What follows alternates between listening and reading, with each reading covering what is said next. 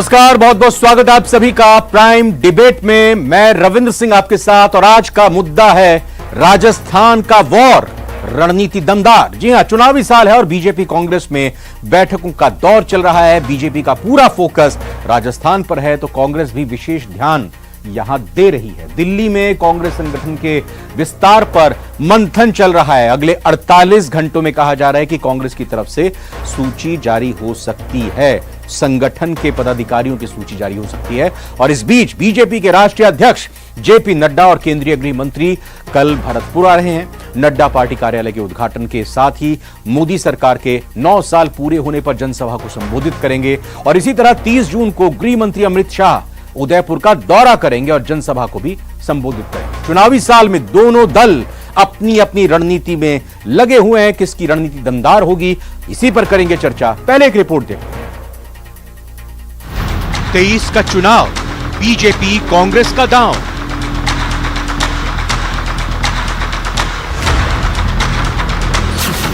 दिल्ली से जयपुर तक मंथन, बीजेपी कांग्रेस में बैठकों का दौर।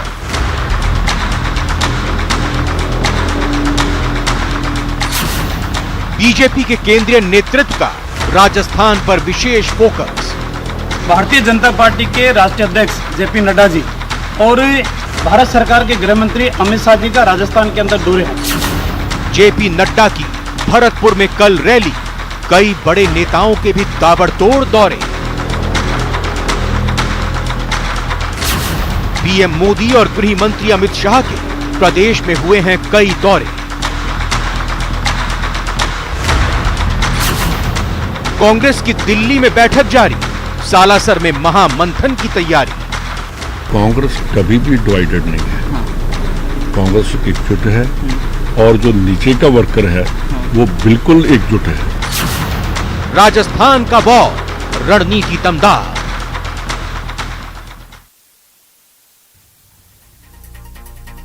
तो साफ तौर पर राजस्थान को लेकर जैसे जैसे चुनाव का महीना नजदीक आता जा रहा है, तारीखों का तो हालांकि ऐलान नहीं हुआ, दोनों ही दल अपनी तरीके से अपने अस्त्र शस्त्र तैयार कर रहे हैं।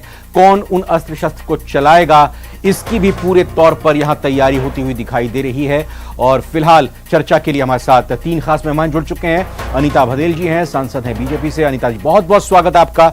निरंजन पोद्दार साहब हैं, राजनीतिक विश्लेषक के तौर पर हमारे साथ जुड़े हैं। और महेश शर्मा जी, वरिष्ठ पत्रकार के तौर पर हमारे साथ जुड़ चुके हैं। महेश जी, आपका भी स्वागत। शुरुआत चर्चा की निरंजन पोद्दार साहब आपसे करूंगा। जानना चाहूंगा कि बीजेपी के केंद्रीय नेता दिल्ली से उठकर इधर राजस्थान में आ रहे हैं, दौरे कर रहे हैं, सभा करेंगे, और वहीं कांग्रेस के राजस्थान के नेता यहां दिल्ली में केंद्रीय नेतृत्व से मुलाकात कर रहे हैं, बैठकों का दौर चल रहा है। कैसे देखते हैं दोनों ही पार्टियों की तैयारी आज की तारीख के हिसाब से? देखिए रविंद्र जी, निश्चित रूप से आज राजस्थान जो है वहां पे चुनावों की रणभेरी बज चुकी है और भारतीय जनता पार्टी का जो एक अपना सिस्टम पिछले मैं 8-10 वर्षों के अंदर कहूं कि इनके केंद्रीय नेतृत्व का एक समझ लीजिए जो और इनका भी राजनीति करने का तरीका ये है कि जिस तरीके से ये ग्राउंड लेवल के ऊपर अपने कार्यकर्ताओं को भी जोड़ रहे हैं, अपने पन्ना प्रमुख जिनको ये बोलते हैं उनको भी स्ट्रॉन्ग कर रहे हैं, ऊपर से केंद्रीय नेतृत्व इनका, चाहे राष्ट्रीय अध्यक्ष कहें या जो प्रदेश प्रभारी हैं वो कहें, और उसके बाद में जैसे जैसे चुनाव के अंदर थोड़ी सरगर्मी होगी, नरेंद्र मोदी जी वहां पे फिर मैदान संभालेंगे।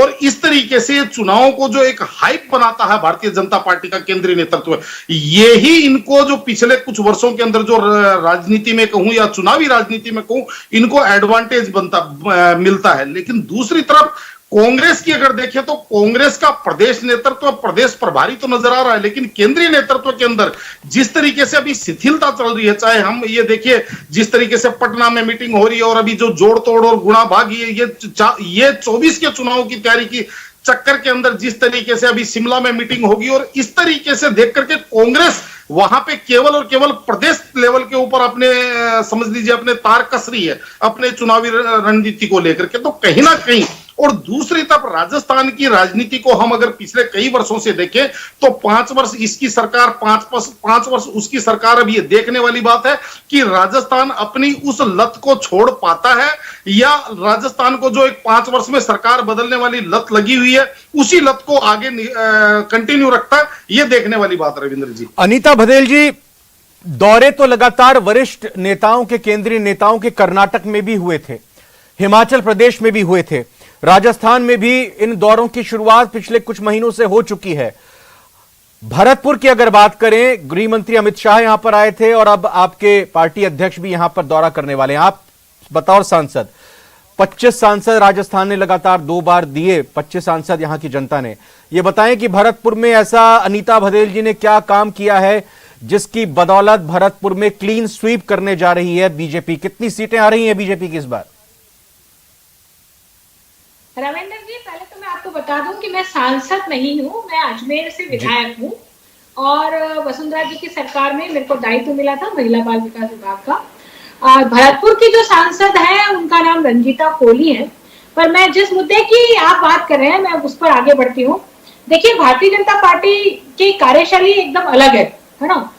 पहली बार भरतपुर में या जोधपुर में या उदयपुर में केंद्रीय नेतृत्व का प्रवास नहीं हुआ है।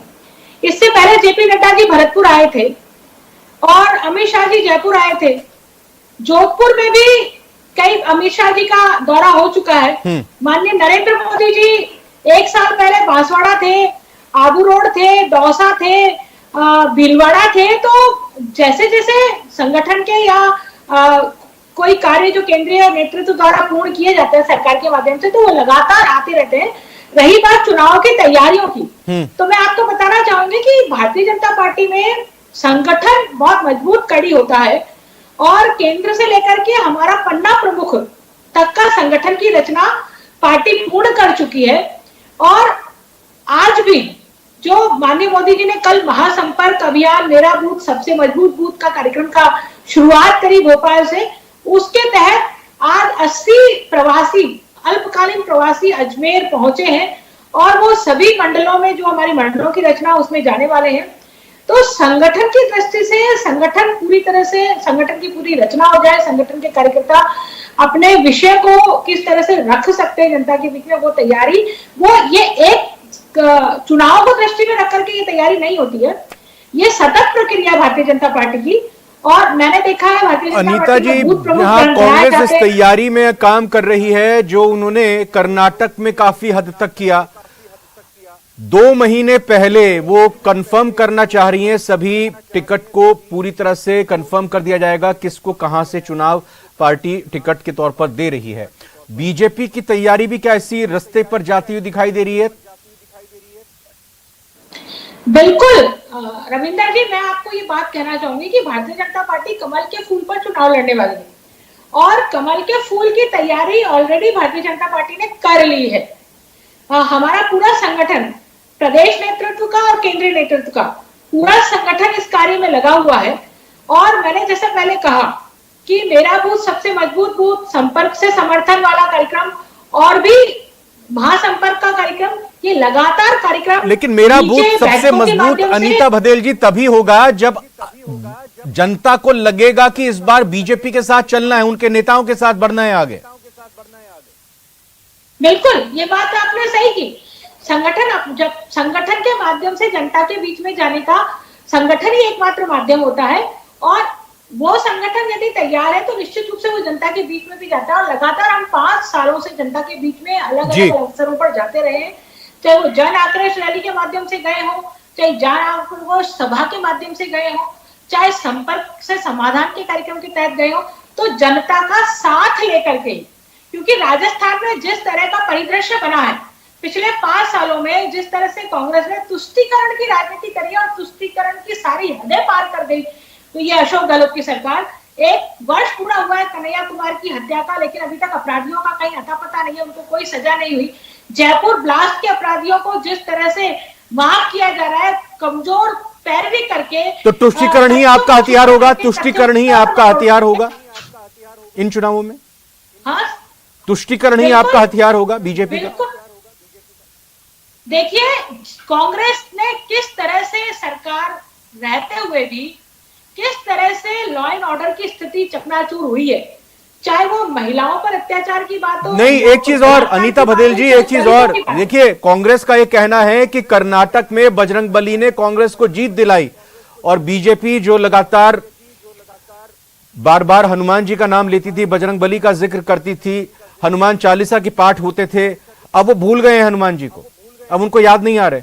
और कांग्रेस देखिए सालासर बालाजी में अपनी बैठक करने जा रही है 1 और 2 जुलाई को। ऐसा नहीं है, ये पूरी जनता भी जानती है कि किस तरह से कांग्रेस ने तुष्टीकरण की नीति अपनाई है। जीतना कर्नाटक में वो जीत गए, ये एक अलग विषय, लेकिन राजस्थान में, क्योंकि कर्नाटक में उन्होंने कांग्रेस की नीतियों से भोगा नहीं था, राजस्थान में कांग्रेस की इन्हीं नीतियों के कारण से लोगों ने भोगा है। नहीं तो ठीक है, भोगा तो बीजेपी को था ना, कर्नाटक में बीजेपी को भोगा था।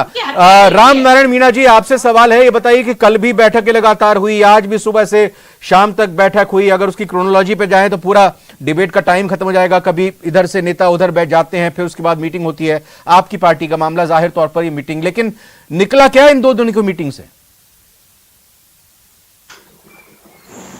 दुश्मन कमजोर नहीं है और दुश्मन इतना बड़ा है, पॉलिटिकली भाषा में आपसे अर्ज करूं, वो 25 के 25 सीटें पार्लियामेंट लेकर के चला गया। अभी माननीय अनीता जी कह रही थी कि साहब तुष्टीकरण की नीति कांग्रेस अपनाती है। तुष्टीकरण की नीति तो हमारे देश के प्रधानमंत्री, उनकी सरकार अपना रही है। वो पूंजीपतियों को जिस तरह से देश को बेचते हैं, क्या जयपुर का एक 58 साल की लीज में नहीं दिया? क्या रेलवे की पटरियों पे उनकी प्राइवेट ट्रेनें नहीं चल रही है? कितने ही इंस्टीट्यूशंस बेचते हैं। 23 का तो मुझे पता है, जो गिना सकता हूँ। LIC को कमजोर कर दिया, SBI को कमजोर। तो कहने का मतलब मेरा ये है कि जिस तरह से तुष्टीकरण की नीति बीजेपी अपना रही, देश को कमजोर करके, कहते हमारी सीमाएं सुरक्षित है तो सीमा पर जाके देख ले, कहते हमारी फौज। एक इंजन जो मैंने देखा 1998 में MPKSS से लड़ाकू विमान का, अब कह रहे थे वह तो बढ़ते ही नहीं थे, हम बढ़ा रहे हैं। जिस तरह से सोशल मीडिया में जिस तरह से जहर घोल रहे हैं, देश में 70 साल में कुछ नहीं हुआ, एक भागना के लिए इन्होंने बनाया होगा। रामनारायण जी, जिन मुद्दों की आप बात कर रहे हो, तो मुझे लगता है कि राजस्थान चुनाव के इतर वो 2024 के लोकसभा चुनाव में सामने आएंगे, लेकिन मैं आपसे जानना चाह रहा था कि ये 2 दिन की बैठक हुई है कांग्रेस की, जिसको लेकर बड़ी ये बातें की जा रही हैं कि बहुत ही महत्वपूर्ण ये बैठक है, जितनी भी समस्याएं कांग्रेस की हैं, जितनी भी चुनौतियां हैं, उसका यहां पर सॉल्यूशन निकाल लिया जाएगा। आपसे जानना समझना चाहेंगे, क्योंकि चर्चा लगातार विधायकों में और कांग्रेस के कार्यकर्ताओं में इधर राजस्थान में हो रही थी इस बैठक को लेकर, क्या आप तक जानकारी है? बिल्कुल, मुख्य मुद्दा ये है कि क्या हम जिस तरह से बीजेपी हमारे को बदनाम कर रही है, जिस तरह से ग्रुपिज्म की बात करती है, किस प्रकार से हम एकजुट होकर के चुनाव लड़े, और बीजेपी चूंकि खुद देश को बेच रही है, हमारे ऊपर आरोप लगा रहे मंत्रियों के ऊपर, करप्ट मिनिस्टर्स है, तो उन सबका निचोड़ निकाला जाएगा और सही ईमानदार आदमी को फ्रंट पे रखा जाएगा, ताकि बीजेपी को हम अच्छी तरह से, क्योंकि गांव गरीब किसान बीजेपी के साथ नहीं है, इसकी नीतियों के साथ नहीं है, उसका कैसे बेनिफिट उठाया जाए, किस प्रकार से दोबारा सत्ता पे आया जाए, किस प्रकार से जनहित के काम किए जाए, ये सारी बातें उस मंथन में शामिल है। सत्ता में कैसे आया जाए, इसको लेकर संगठन को बनाने की बात चल रही है। कब जिला अध्यक्षों की नियुक्ति होगी, जो महीनों से पेंडिंग है, उसको लेकर बात चल रही है। सचिवों की जो लिस्ट होती है, 85 सचिवों की लिस्ट, वो रातों रात आ जाती है, फिर उसके बाद वो वापस हो जाती है, और अब लगातार 2 दिनों से उन पर मंथन हो रहा है।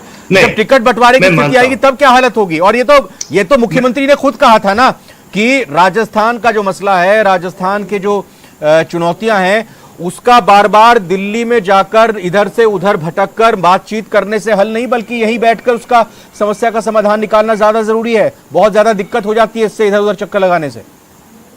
बिल्कुल बिल्कुल सही कहा मुख्यमंत्री जी ने, लेकिन कौन लोग बैठेंगे इसके ऊपर पार्टी डिपेंड करती है। किस पार्टी में कौन लोग हैं, जिसकी पब्लिक इमेज क्या है, मंत्री बनने से इमेज नहीं बनती, ये डिस्कशन हो रहा है। यहाँ बैठ के मंत्रिमंडल के उस सदस्य को, जिसको वो 10 आरोप है, आगे कुर्सी में बैठेगा, ईमानदार कार्यकर्ता नीचे बैठेगा, ये सारा डिस्कशन हो रहा है। सही आदमी को सामने कैसे लाया जाए, यही राहुल गांधी चाहते हैं। यानी आलाकमान ने मान लिया कि 85 लोगों सचिवों की नियुक्ति हुई थी, उसमें कुछ ना कुछ गड़बड़ थी, वह गलत है।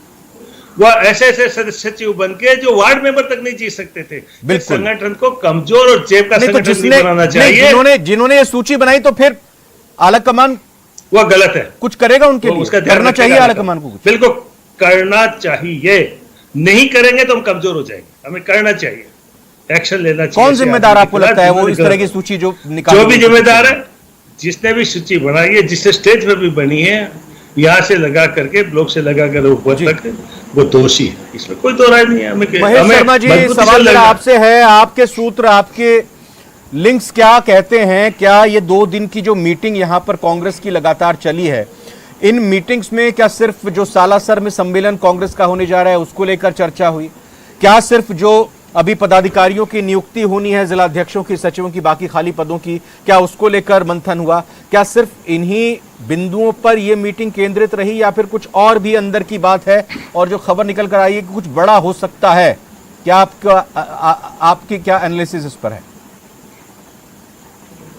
तो जो मीटिंग हुई है या जिसमें होना चाहिए, सबसे पहले तो इनका मुख्य मुद्दा ये एक उभर के ये आया है कि जल्दी से जल्दी चुनावी टिकटों का ऐलान कर दिया जाए तो स्ट्रेटेजी और भी क्लियर हो जाएगी। एक दूसरा, ये पदाधिकारियों की जो भी मतलब क्या कहते हैं नियुक्ति करनी है वो जल्दी से जल्दी कर दी जाए, ताकि जिससे संगठन स्तर पर भी पार्टी मजबूत हो सके।